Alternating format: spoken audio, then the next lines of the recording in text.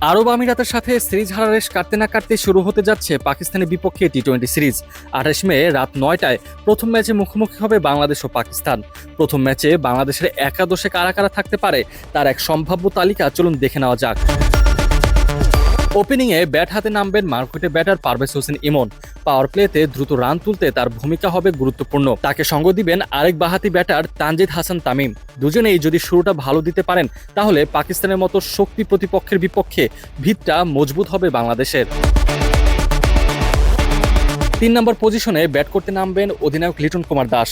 উইকেটের পেছনে যেমন তিনি নির্ভরতার নাম, ব্যাট হাতেও তার অবদানটা অনেক বেশি দরকার। সাম্প্রতিক সময়ে ব্যাটে ধার না থাকলেও প্রতিবার ঘাটতি নেই তার, সেটারই প্রমাণ করার সক্ষমতার সময় এবার। মিডল অর্ডারে নির্ভরতার বড় নাম তাওহিদ হৃদয়। তাওহিদের সঙ্গে দ্রুত রান তোলার জন্য ভরসা হয়ে থাকবেন জাকের আলী অনিক ও শামীম হোসেন পাটোয়ারির উপর। তাদের ঝোড়ো ব্যাটিংয়ে ম্যাচের মোড় ঘুরিয়ে দিতে পারে।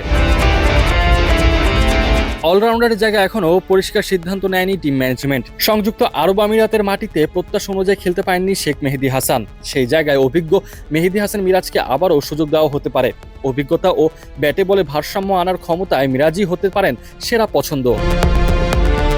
স্পিন বিভাগে সবচেয়ে আলোচিত নাম রিশাদ হোসেন। পাকিস্তান সুপার লিগে দুর্দান্ত পারফর্ম করে লাহোরকে চ্যাম্পিয়ন করায় নজর কাড়েন তিনি। এবার জাতীয় দলের হয়েও তার লেগ স্পিনে মুগ্ধ হওয়ার অপেক্ষায় সমর্থকেরা।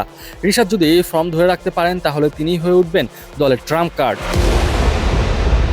পেস বোলিং বিভাগে মুস্তাফিজুর রহমানের চোট এবং নাহিদ রানার সফর থেকে নাম প্রত্যাহার যেন একটা বড় ধাক্কা টাইগার শিবিরে। এই অবস্থায় নেতৃত্ব দিতে হবে শরীফুল ইসলামকে।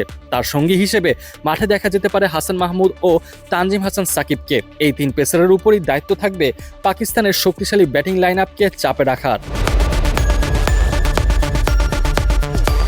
এই সিরিজে প্রত্যেক টাইগাররা যদি নিজেদের ভূমিকা ঠিকঠাকভাবে পালন করতে পারে তাহলে পাকিস্তানকে অনায়াসে হারানো সম্ভব। সিরিজের প্রথম ম্যাচটি অনুষ্ঠিত হবে বুধবার বাংলাদেশ সময় রাত 9টায়। চোখ থাকবে গোটা জাতির এই নতুনভাবে গড়া দলটা কতটা লড়াকু চরিত্র দেখাতে পারবে পাকিস্তানের মাটিতে।